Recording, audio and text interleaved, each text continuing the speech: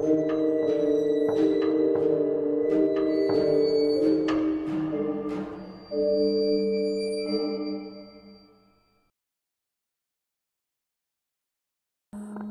ini berlatar belakang di sebuah perkampungan yang sedang terkena wabah penyakit aneh. Orang-orang di sana mendapati sekujur tubuhnya mengoreng, disertai luka di kulit yang juga melepuh. Banyak dari mereka tak bisa diselamatkan dan berakhir dengan meninggal dunia. Terlihat seorang penggali kubur yang tengah menguburkan mayat seorang diri. Kondisi mayat itu tampak mengenaskan. Wajahnya dipenuhi oleh luka koreng yang melepuh. Dan yang lebih mengagetkan, penggali kubur itu sendiri pun mengalami kondisi yang serupa. Beberapa saat kemudian, terdengar sebuah siulan yang bersaut-sahutan. Saat itu juga, tempat itu telah dipenuhi oleh puluhan pocong. 3 orang wanita yang merupakan petugas kesehatan dikirim dari pusat untuk membantu menangani wabah di dusun itu. Mereka adalah Mila, Gendis, dan Putri. Ditambah 2 orang penggali kubur yang bertugas memakamkan korban, yaitu Cecep dan Deden. Dengan diantar oleh Mang Yusuf, mereka menyeberangi sungai itu dengan menggunakan sebuah perahu. Sesampainya di darat, perjalanan belum berakhir. Mereka harus berjalan kaki selama 3 jam untuk mencapai dusun itu.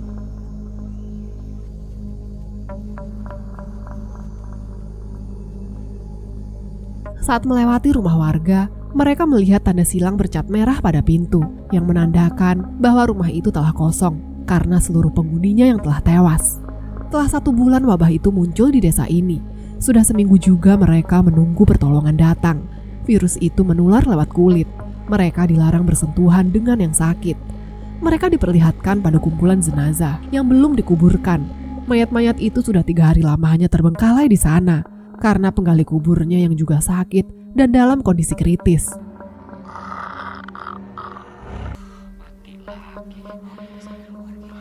Biasanya Mang Ujang yang menguburkan. Tim nakes ditempatkan pada sebuah ruangan yang dekat dengan bangsal pasien, sedangkan Cecep dan Deden ditempatkan di sebuah rumah dekat pemakaman. Cecep melihat buku yang menjelaskan tentang tata cara penguburan jenazah, namun kemudian ia mengabaikannya karena merasa sudah bisa dan biasa melakukannya. Ini mayat-mayatnya udah 3 hari belum dikubur. Baru 3 hari aja udah banyak bang. Ini gimana tidurnya? Di lain tempat, Putri melihat payung yang terbuka di dalam rumah. Ia segera menutupnya. Menurut mitos, membuka payung di dalam rumah bisa membawa kematian. Mereka berlima mulai bekerja menjalankan tugas masing-masing. Mereka sama-sama tak tahu virus apa yang melanda dusun itu, karena belum pernah melihat penyakit ini sebelumnya. Mila menyebarkan kapur barus di kamar mayat. Gendis menyiapkan infus dan tempat tidur untuk pasien. Cecep dan Deden mulai menggali tanah guna menguburkan mayat-mayat itu. Cecep mengingatkan Deden untuk menjaga sikap dan omongan karena mereka tengah berada di kampung orang yang sedang terkena musibah. Di tengah kesibukannya, sayup-sayup Cecep mendengar suara siulan. Makin lama suara itu semakin jelas. Padahal bersiul di malam hari dipercaya bisa mengundang makhluk halus.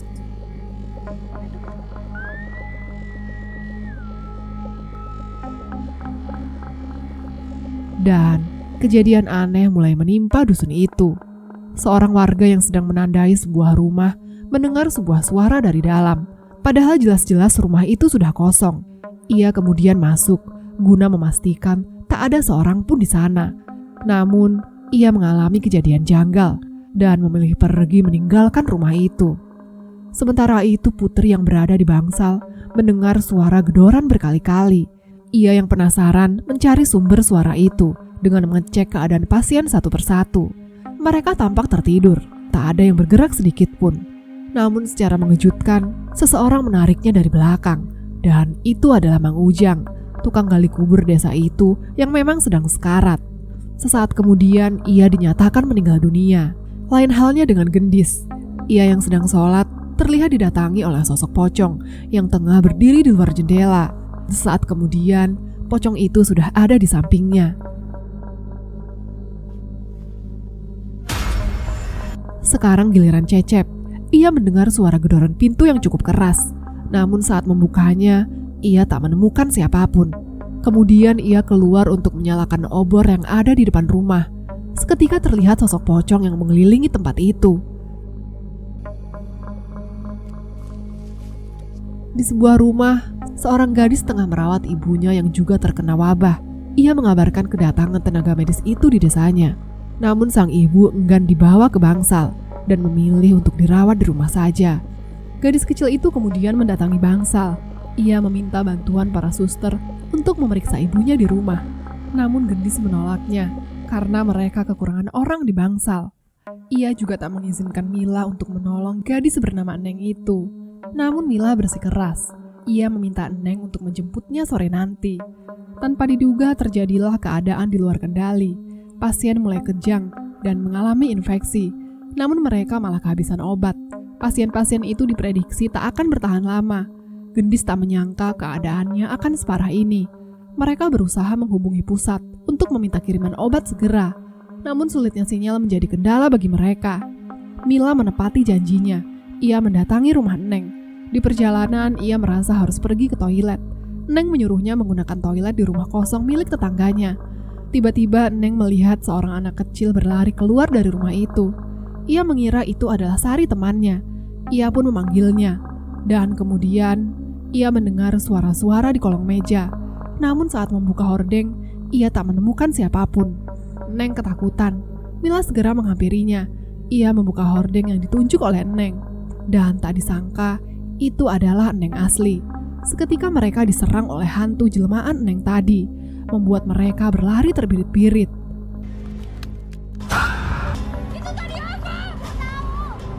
Lain halnya dengan Deden dan Cecep. Mereka sedang berada di sebuah sumur. Deden dengan isengnya bersiul. Dan anehnya, siulan itu disambut oleh siulan yang lain. Setelah siulan yang kedua, tali timbanya terasa semakin berat. Dan sebuah suara menirukan ucapan Cecep dari dalam sumur. Cepetan, Cep! Cepetan, Cep! Mereka berlima membahas kejadian aneh itu. Mereka memutuskan untuk menguburkan mayat-mayat itu segera. Karena sebelum meninggal, Mang Ujang sempat mengucapkan kata kubur. Singkat cerita, Mila telah sampai di rumah Neng. Ia melihat sesuatu yang menurutnya cukup aneh. Sebuah payung dibiarkan terbuka di dalam rumah. Dan kemudian sosok pocong terlihat berdiri di belakang Mila. Menyadari Mila yang tak ada di bangsal membuat Gendis emosi karena tahu Mila mendatangi rumah pasien dan tak menuruti perkataannya. Gendis merasa bertanggung jawab atas keselamatan mereka semua. Akhirnya mereka bertiga menyusul Mila ke rumah Neng. Sementara itu, Gendis menyuruh Putri untuk berjaga-jaga sendirian di bangsal. Putri yang sebenarnya takut tak bisa berbuat apa-apa selain menuruti perkataan Gendis. Putri mulai memeriksa seorang pasien yang terlihat tak bergerak. Dan benar dugaannya, satu orang lagi dinyatakan meninggal dunia. Namun yang mengejutkan, sekelompok pocong terlihat menampakkan diri di hadapan Putri. Ia berusaha berlari keluar rumah untuk menyelamatkan diri. Namun suatu kekuatan yang entah dari mana datangnya, menariknya dengan cepat masuk kembali ke bangsal itu.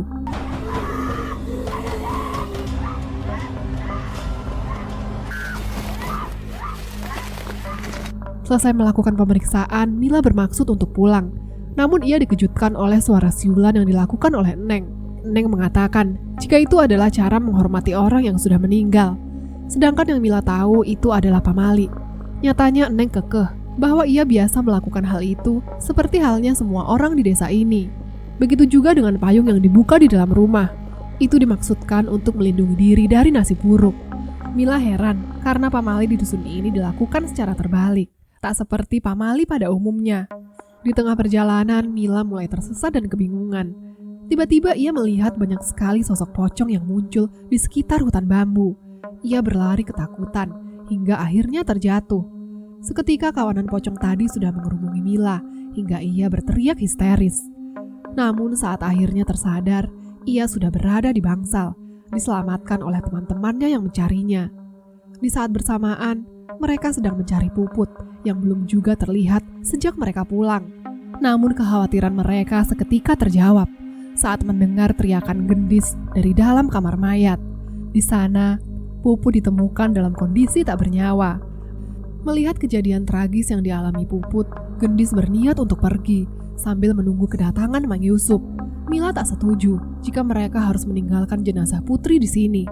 Mereka berdebat dan saling menyalahkan. Gendis menyalahkan Mila atas kematian Puput. Jika saja ia tak bertindak sok jadi pahlawan dan mendengarkannya, mungkin saja Puput masih hidup. Namun Mila tak terima. Ia menyalahkan Gendis karena sudah meninggalkan Puput sendirian di bangsal. Pasca kejadian itu, Mila masih saja termenung, memikirkan mengapa semua ini bisa terjadi. Sementara itu, di tengah turunnya hujan dan petir, Ibu Neng melihat kedatangan pocong di jendela rumahnya. Ia berteriak sekeras mungkin memanggil Neng. Saat jendela telah ditutup, terdengar suara gedoran pintu berkali-kali. Dan saat menengok ke atas, sosok pocong sudah ada di atas tubuhnya. Begitulah, wabah itu semakin mengganas dan tak pandang bulu. Kedatangannya pun diiringi kejadian mistis yang identik dengan pocong, mengincar nyawa mereka semua. Dan tak disangka, Deden pun mendapati dirinya telah tertular wabah itu. Ia juga mengalami kejadian aneh. Malam itu ia mendengar suara orang menggedor pintu. Saat membukanya, ia melihat Cecep tengah duduk di sana, menyapa dirinya. Namun kemudian, Cecep tiba-tiba saja menghilang. Ia kembali masuk ke kamar untuk memeriksa tempat tidur. Dan di sana, ia melihat dirinya sendiri yang tengah tertidur. Spontan Deden langsung berlari ketakutan. Ia bersikeras mengajak Cecep untuk segera pergi dari dusun itu. Bersamaan dengan itu, Neng datang memberitahu Mila jika ibunya telah meninggal dunia. Mila dan teman-temannya membantu menguburkan jenazahnya sesuai amanat Ibu Neng. Mila juga memberi peringatan darurat kepada warga untuk segera pergi dari kampung itu. Namun yang dilihatnya, kebanyakan orang yang tersisa ditemukan telah tak bernyawa di rumahnya masing-masing. Sementara itu, Deden yang berusaha menghubungi Mang Yusuf berusaha mencari sinyal dengan menaiki sebuah sumur. Namun saat telepon berhasil tersambung, HP-nya malah terjatuh ke dalam sumur. Ia segera mengambil HP-nya kembali. Namun sesaat kemudian, ia ditarik oleh sosok pocong yang muncul dari dalam sumur. Suara saya. Halo Deden. Enggak, Bang. Sementara itu di dalam hutan, Gendis yang berusaha mencapai dermaga didatangi oleh sosok hantu putri. Cecep yang berniat menguburkan jenazah Ibu Neng satu liang dengan suaminya menyadari sesuatu, bahwa ia melakukan kesalahan. Selama ini ia menguburkan mayat-mayat itu secara normal, namun ternyata di sini berbeda. Mereka harus dikuburkan dengan posisi terbalik, yaitu posisi kaki di bawah nisan. Tanpa sadar ia telah melakukan pamali atau melanggar adat di desa itu, hingga membuat pocong-pocong itu keluar. Neng menghampiri ibu dan bapaknya yang tiba-tiba menampakkan diri di tengah-tengah makam. Namun secara mengejutkan, mereka berubah menjadi sosok pocong. Merasa terancam, Cecep membawa Neng untuk bersembunyi di dalam rumah. Pocong itu terlihat masuk mengikuti mereka yang bersembunyi di bawah kolong. Mereka berhasil keluar dengan selamat dari tempat itu. Namun Cecep tak bisa menahan kesedihannya saat mengetahui Deden telah tewas. Cecep menganggap ini semua adalah kesalahannya. Mila mengajak mereka untuk segera pergi dari dusun itu. Tak disangka, pocong-pocong itu masih mengejar mereka, hingga Cecep terseret cukup jauh, dan kemudian masuk ke dalam lubang. Cecep menyuruh mereka untuk pergi menyelamatkan diri. Namun ia segera teringat akan buku yang pernah ia temukan, dan meminta Neng untuk membaca mantra yang ada di balik buku itu.